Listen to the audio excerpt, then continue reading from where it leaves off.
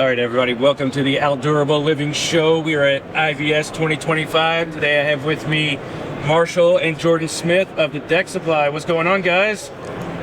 Enjoying our time in Vegas. Yeah. Well, very happy to have you with me. You know, this whole podcast thing is kind of new to us, so we're just kind of stepping out there, seeing how this goes.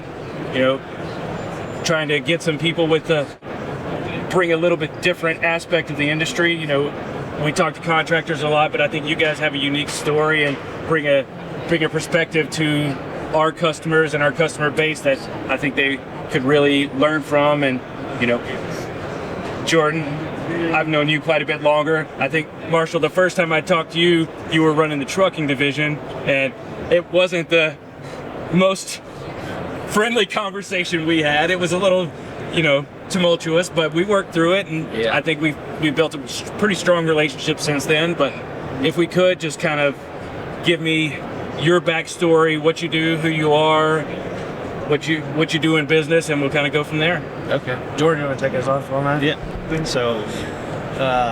So our father started this the Deck Supply, or Kansas City Deck Supply, in 2004. So we just celebrated 20 years last year. So that was a big deal for us. But he started it with a partner in 2004, really trying to fill the need of a deck supplier, specifically in Kansas City. I don't know if I said that or not, but we started out as Kansas City Deck Supply. Right. Recently moved over to the Deck Supply. Just really trying to fill that void in the market of somebody catering strictly to the deck builder. All the lumberyards in town were going after the home builders, and that really kind of left a spot for our dad to come in and have a business model. So really opening up a showroom that our contractors could come in, bring their customers, we could educate them, and it really kind of set us apart from anybody else in town. And it's been a really good business model for us since. Yeah, and you guys were, if I'm not mistaken, you guys were one of the first Fortress customers in all of the Midwest, right? We were possibly the first. Absolutely, right? Because we've been in business just over 20 years, and you know, I think if I'm not mistaken, we were kind of joining that kind of movement together. Right. No, and coming along with the deck supplier, obviously you got to differentiate yourself with the products that you're offering, and Fortress was one that was our first foray into the all-metal rail system. I mean, we sold a lot of ballisters in the beginning, but we knew that wasn't the future. So partnering with a brand like Fortress in 2004, and at that time we were buying direct from your place in Dallas. Yeah. And been a good partnership since. And you know, I alluded to it a little bit, but you guys had multiple different businesses going on, right? You had a deck supply, you had a trucking business. Correct. So I always like to explain our father is a serial entrepreneur. So I think that's a good way to put it. He'd have a new idea and run with it. And so his first foray into business was a trucking company. Okay. And so that developed into 3 divisions: asset division. His main terminal was a transload facility where we unloaded rail cars, a lot of building materials, and then a freight brokerage as well. And that's where I cut my teeth. So when I was going through college, he asked me to come work for him. I said, sure, okay, yeah. Not knowing what I was getting into. And so as it developed, I came up through the ranks in that company, and then was running in, and the facility was large enough that when I started the Deck Supply company, it was housed inside that facility. Yeah. And so we kind of ran them all out of one location until they started growing. As you know, we had a big warehouse fire. Sure. That ended that facility. And at the same time, we were in transition to sell logistics company, because we sat down as a family. There's Jordan and I, our older brother Travis, and our father were all working together, and we just kind of what's our future? What do we want to be here? We're spread too thin across too many different companies. Yeah. Let's pick something and go with it. And you know, the trucking side, as you alluded to it. It was not fun. There was zero sexiness about it. Yeah. We worked every holiday, I walked out of Christmas dinners to take phone calls because somebody somewhere truck broke down. Yeah. And here I'm working in that industry, and these guys are having putting competitions in the office in November at 8 o'clock in the morning because it's the decking industry and it's snow. So like, screw it. Where I'm like, man, I got to figure out how to get these trucks back on the road. We're losing money by the minute. And so just like all encompassing, like, man, we feel like this lifestyle is what we want for our family going forward. And so we were able to successfully sell the other companies and then transition fully over into this company. And it's been a great fit. We love it. Well, one of the things I'm most interested to hear about from you guys, obviously he's not here, but your dad is one of probably the kindest, most genuine, just best people I've met in the industry. And thank you for saying that. Thank you. And I'm not just saying that. I really believe that. And it's got to be some big shoes to step into taking over for your dad, and the transition from you guys running the company from him and the relationships he's had. That's got to be a tough role to step into. There's a lot of big shoes to fill, right? My father is a vision man. Yeah. He has vision. He's creative. But he's also a really good leader, has been a good leader our entire lives. From, T-ball to Pee-wee to any sport we were playing growing up. We're a big sports family. And so along the way, he taught us so much about how to live life, how to give life, not just take life. Yeah. And so, we rolled all that, we learned our whole lives up into this business. And so, he didn't micromanage us anywhere in our lives growing up, and he never micromanaged us in the business at all, or really anybody that worked for him over the years. If you ask, people are like, no, he set me free and let me go. And so he's a lot of trust has been placed in us from way before it ever should have been. And so can we fill his shoes? No. Do we want to? No. But he's retired now. He still has an office. He shares an office with Jordan. Yeah. And the only thing we ask him to not do is give away everything. Because he is, you alluded to, he's a very giving man. Yeah. So one of the downsides to being that great man. Yeah. If he met somebody for an hour 3 years ago, they're now a friend of his, and he's going to sell them at that cost. If we're lucky, he doesn't just give it to him. I had to take away his ability to put in a quote in our system last year. Yeah. So it's but no, you're right. It's big shoes to fill. But the best thing about it is we really grew up in his business and watching him do what he does. And I've held every job within the deck supply, from picking up trash to driving the forklift, pulling orders, driving trucks, dispatching, sales. So we got to, at all those stops, he put his touches on us and really taught us how to do it. Fortress made the square baluster, right? Back in the day, like the 26-inch round Black Raider was the decorator, and then Fortress made the square estate baluster. I can remember being like in junior high pulling orders, taking those out of the box and like beat my brothers. Like we'd walk around like hit each other in the back of the leg with those things, and I always wanted one of those square estate balusters because they were so much, they were better. They were thicker steel.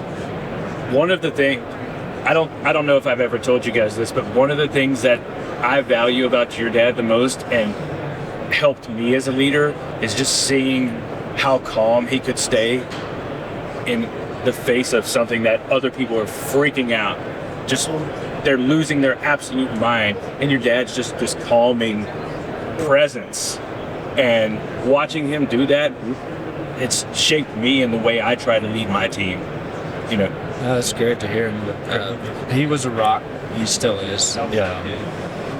There was a lot of explosions that you didn't get to see. I'm sure behind the scenes it might not have always been like that, but in public, he could stay even keeled. And outside of Fortress, I'm in a leadership group, and one of the things we preach is when Dad gets home, he sets the tone. And I see that in at least what I've seen in your dad. Obviously I don't have the same experience and relationship you guys do, but my perspective of him is just this calming factor. Yeah, coming up through the ranks like what he did. I mean, his entire career before this was trucking. I can't tell you how much stuff goes wrong before 8 a.m. on Monday in that industry. And there's a lot of people that depend on you, and sometimes you just got to answer the phone at 2 a.m. in the morning and just say yes. Like, it's a simple, use your brain. Somebody else is choosing not to. And so just for him, he had to be that calm in that storm, and that molded who he was. That was the first 30, 40 years of his career. Yeah. And so, yeah, I don't know if he picked that up in the military. You know, he went right to the Army out of high school. But yeah, he's always been able to just micromanage, back in the day. Forwarded phone in each year. I watched him do that while the fax machine was going. Wow. And he was talking to people. So, yeah, he could multitask with that stuff.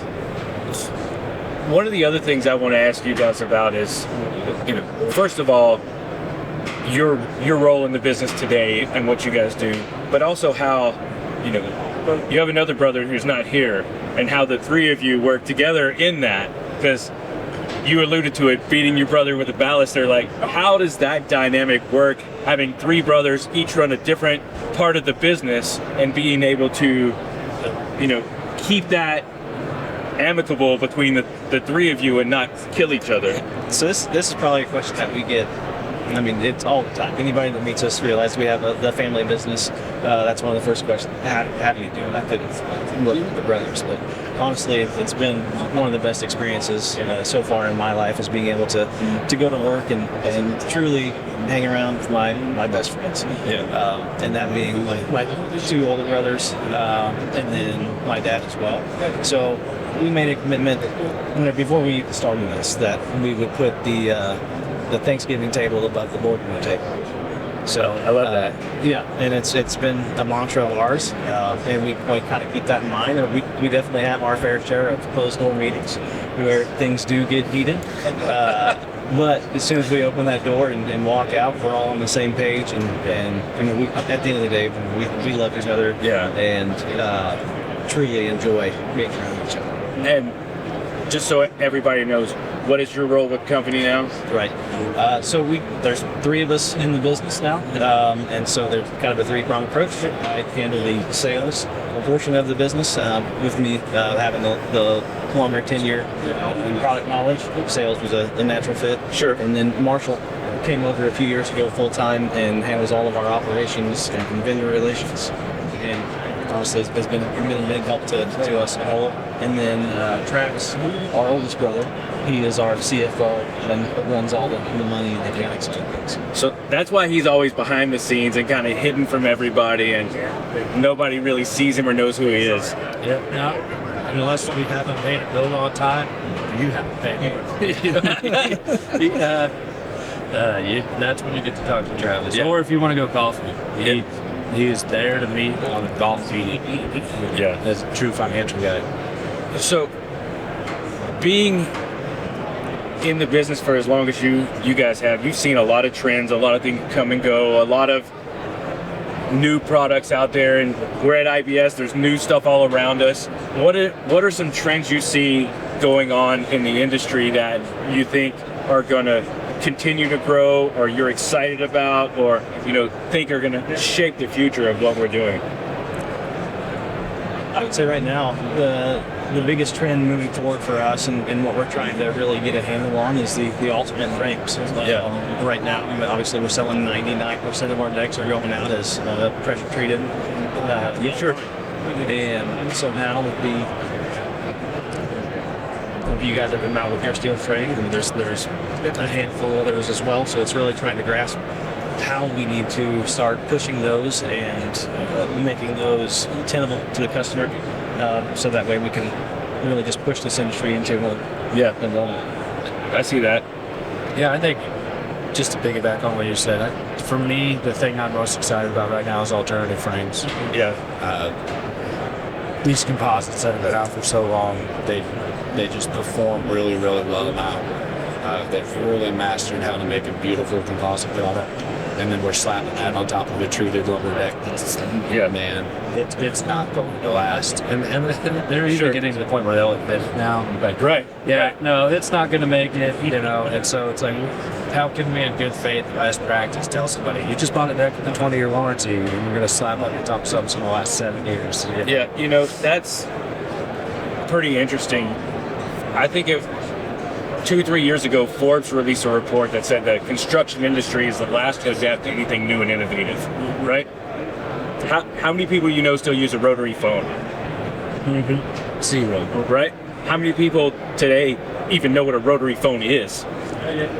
Not my generation. I bet my kids couldn't dial out a rotary phone. But how many people are building the same way they did 30 years ago? Even though there are better products out there. Yeah, but as long as the big composite boys have been around, right? The number one decking material to still take down and go after is treated lumber. Yeah. Or wood. Right. By a large margin. Yeah, large, and not even close. I mean, it triples, quadruples in almost every single market. That's the one. If you talk to the heads of all those companies, they're beating up on each other, right? Yeah. But the market share they're all still trying to gain to this day is take down that wood fiber game. Yeah. And because it's still key. Yeah. Then why should it be? Absolutely. Absolutely. And for us as a manufacturer, we are the longest in the game right now in alternative framing, but the fact that there are other people coming to the table, I see that as nothing but a good thing, right? It gives validity to what we're doing because there are other big names out there trying to get into the same game. When you're the only one, it's kind of like, hey, I'm out on this island, like I'm doing this cool stuff, but nobody wants to look at me. And now that there are other people coming to the table, it brings value and it brings, awareness to what's happening. I think you're right. When you're the only one doing it, you might be what they would call luxury. Yeah. Or unneeded or special. Everybody is special. Right. Mom tells me I'm special. And so, but for there to be multiple, you and I have talked about this. Yeah, you guys are really the first in the game. The first one to have a complete system, we feel. And so we still feel like people bring us a new one fairly often. Sure. And because you were the first in the game, because you're the first one to feel like we feel like you got it figured out first, you're in state now. And so we feel like everyone that we look at, we compare to you. Yeah. And we're like, this is how Fortress does it, this is how it's worked. Are you better than that? Do you bring to the table that they don't have? Sure. So I feel like you're positioned really well there to be the first one to be maybe the standard that somebody else is trying to beat or get to. You're the first in the field. I don't know if you would say best in class or whatever. I can't give you that tag. Take it if you want it. But I think you're exactly right. I think now that the other one's coming in, now you get to expand on on where you're at. And one of the things we like to pride ourselves on is not only being innovative, but listening to our partners, our contractors, and making additions, making changes, bringing new things to the table to help progress that alternative framing industry, right? We've got a few things we're showing off here, but you guys have kind of been on the forefront of some of that too, is giving us feedback. Is like, hey, we really need a through post so we can put a roof system on it. Hey, we have all of these walkout basements in Kansas City. We need this, right? This ledger attachment doesn't really work for us. And I try to solicit as much feedback from you guys as I can. And we're showing some of that here today. Obviously, they can't see it, but we've got a few new products, and like right over there, we have first time we're showing off a estimating software. That's been something that's held us back, in my opinion, for a long time, is having an estimating software on there that anybody can go and use, right? And there's no doubt that's the benefit to being the first, right? But I know that the Tricks have their start in it, but they go too soon. Sure. And you guys persevering. And I can remember being in Nashville when you guys were first, that brought me into the back room and taking this for the first time, and it's been fun to watch it evolve and grow, because it has a lot since the beginning. And just really, like I said, meeting that first one, continuing to evolve, and then that estimating software, that to me is going to take it to the next level. That's our biggest issue, especially in the Midwest, is trying to sell an alternative frame.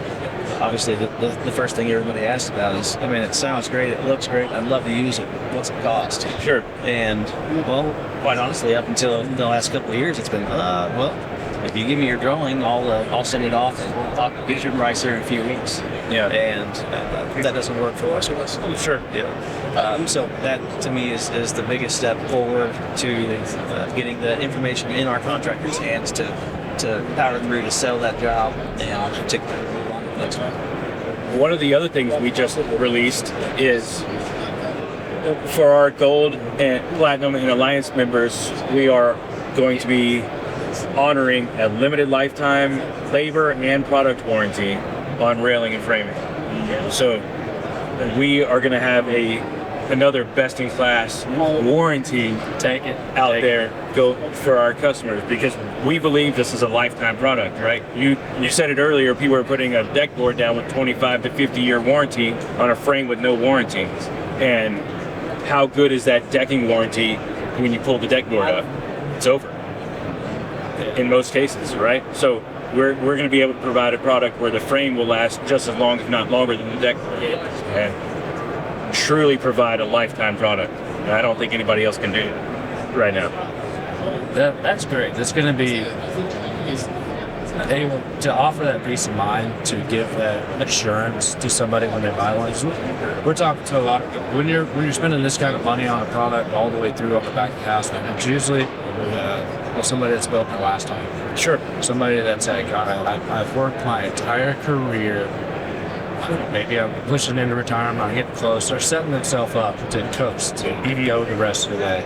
And we want to feel good about the products that we sell, and that's why we love the thought of getting the alternative frame, because we can stand behind you. Yes, you're late in your life, you're ready to coast on, do it right, do it once, and never look back. Yeah. And a system like that coming together with full bucked up warranty to it will allow us to be able to take that to our customers with a confidence and assurance that, like, yeah, we did right by them. But we didn't just sell them. Sure. We wanted to sell them. We sold them something that's going to bring value to them for years to come.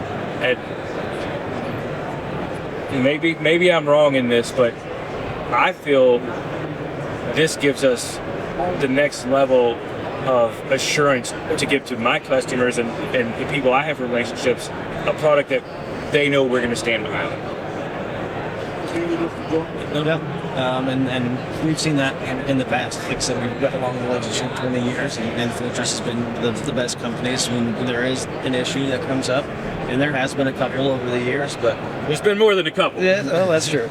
But More than a couple. Let's be real. I would be honest and to say that you guys are one of the best at taking care of it. If there's not a hassle when it Sure. comes to my customer coming back to me and us going through the warranty process. You guys do a great job of taking care of it, and so that gives, again, me peace of mind finishing a product that has that kind of. One of the things I had to learn, to be honest, coming into the decking industry from other aspects of the construction field is we're very much in a relationship-driven industry, right? Yeah. Everything, relationship is everything. If you're in roofing or fencing or other things like that, people don't care about relationships. It's all price-driven, and that's it.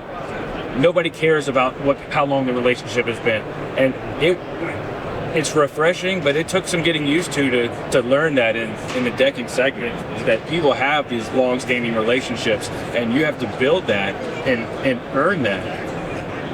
And now that I feel I have some of those and we have some of those, it's a very refreshing situation. Like, not to get into details, but we had one of those just the last week or so, right? And because the relationship we had, we were able to work through something and make it work. That if the relationship wasn't there, that wouldn't have happened. Yeah, and I think the part that a lot of people miss here is that relationship textbook, right? It's like a marriage. Yeah, it's, I don't want to, I was going to say that, but I didn't want to draw that comparison here, because a relationship works if both parties keep working on that relationship. I understand. And you don't give up too soon. Sometimes you got to fight for it, you know, and that's sort of like our relationship here, you know, on the details here. Like, we're the next we sell, you know, I stock 7 different railings in-house, you know, with volume behind it. I stock 36 different colors and decking across 6 different brands. And so we're not a plus one. Yeah. You know, and we never will be. Sure. And so every year we get somebody a bigger piece of our pie or at least a bigger piece. And so we lay it out, look at it, and then we start dissecting it from that relationship side. All right, how did they take care of us over the last year? We have. And like, we had this legit conversation this year, Jordan and I did, and we were looking at all the brands. And Jordan's like, man, there's just never been an issue with Fortress. It's not, we don't have quality control issues with them. Every time there has been an issue, it's been a no questions asked. Scott's got to take care of us. And so, like, and that work that you put into your side of the relationship is one of the big things that keeps going. And it keeps forging that. And you're not just bringing me a product. Here's lock, stock, and barrel, the same winter buy that everybody else is getting. You know, like you put some sweat into it, and you know that we're going to put some sweat into it to keep that relationship going on our side. So yeah, it is a long-standing relationship, but we're not living on the walls of what we did 20 years ago or 5 years ago. You know, talking about not living in what you did 20 years ago or 5 years ago, there's some things I've seen you guys do recently that are pretty exciting for me. It seems like every time I turn around, you're opening a new location somewhere, right? Yeah. Right? Yeah. It's Like, been a busy few years for us. you know, what was it, 2 or 3 years ago, you had just a few locations in the Kansas City market only. Right. Then you opened up Wichita, right? And then it was St. Joe. Where's the last few places you opened up, and where are you going next? Yeah, so that's we've been pretty busy over the last few years, really kind of since COVID. We opened our first branch outside of Kansas City in Wichita in 2021, and we've had a great success there. Our manager down there, Justin, has done a really good job with that market, gave us the confidence to keep expanding. And then we moved up to St. Joe, which is it's still kind of the Kansas City market, just a little bit further north, and kind of get out a little bit more. Last year, 2024, we opened up in Des Moines, so that was the next big market for us, and we had a great year. Year one. One of the other places that we kind of expanded to in 2023 was we opened up our e-com segment of the business. So we're coming up on 2 years of that, and quite honestly, that is where we've really seen some growth lately. Yeah. Is in the Fortress frame and what we're able to move. Obviously, it's a great product that's got a name. We're starting to get a name out there, and we've been able to help people out in California, in Texas, and Georgia, and selling these frames from where we're at in the Midwest, because they don't have those resources on the ground to be offered. Yeah, you know, obviously you guys were already in the game. But you could have easily just sat on the status quo, kept going, doing what you were doing, maintain, and you know, it takes not a lot of people would take that next step and try to expand and keep growing, because there's a lot of risk involved in that, right? Yeah, and I think that's where you're starting to see the game plan fold out when we looked at all that suite of businesses that our family used to own. And, you know, the plan was never to sell off a trucking company so that we could ride into the sunset. And the plan was to always attack and grow, because we were always in growth mode in all the companies then. But like I said, we were spread too thin. If we were looking at too many different possibilities, maybe we should start another company over here, whatever my dad's next idea was going to be. Yeah. You know, so no. And when we did that, we shut them down, and we said, let's focus on this. And we've always been a go gas pedal person. My father's a gas pedal company, and he doesn't ever settle. And we have that inside of us. I wake up in the morning trying to grow the company. I don't know why. It's just the way I'm wired. Yeah. We don't settle, we push boundaries. And so you're seeing that in 2019 we sold those companies, and that's when we launched our next one. We're all on board. We have the team now. Let's go. And we don't know where it's going to stop. We did not have an end sight. We're just going to strategically keep going. Yeah, new markets are going to happen. They are going to continue to grow, push us into new places.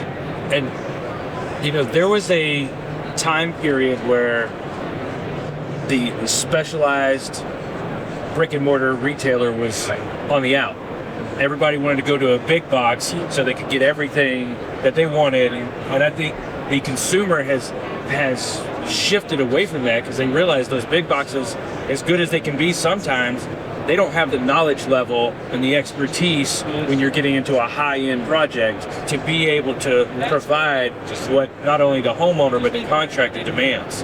And I think we're seeing a shift back towards some of that, and I think you guys are really capitalized on that. Yeah, I sure hope we're seeing that shift back.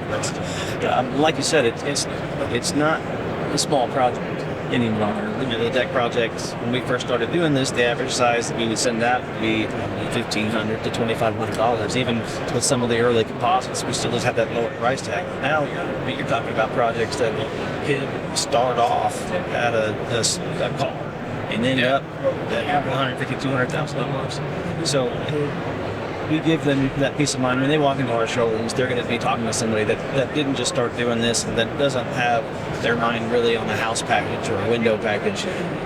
We sell decks. Yeah. And that's what we do. That's what we're great at. And our salesmen have the knowledge to back that up and walk them through the entire process on their hand and just give them that experience that they're really. And I'm seeing some of that nationwide.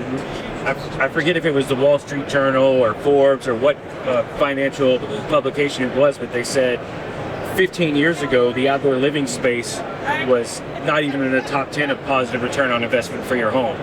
Now it's number 3, only behind kitchen and bath, of increasing the overall value of your property. And I think the educated consumer is starting to see that. Well, and I think one thing, I tell people this all the time, is kitchen bath is such a great run. And it's still on a good run, right? Like, nobody wants to buy a house for their wife unless it's got a banging kitchen and that is sweet and master bath, right? Yeah, so, but everybody knows that. Like, that's now, and everybody knows that, and it has been sticking for a very long time. So builders now, and have been for the last 15 to 20 years, have been building houses with a sweet kitchen, a sweet master bath. So when you're buying a home that's 15 to 20 years old, you don't have to pull out a wall to get a nice master bath or a nice kitchen. Those houses already have. Sure.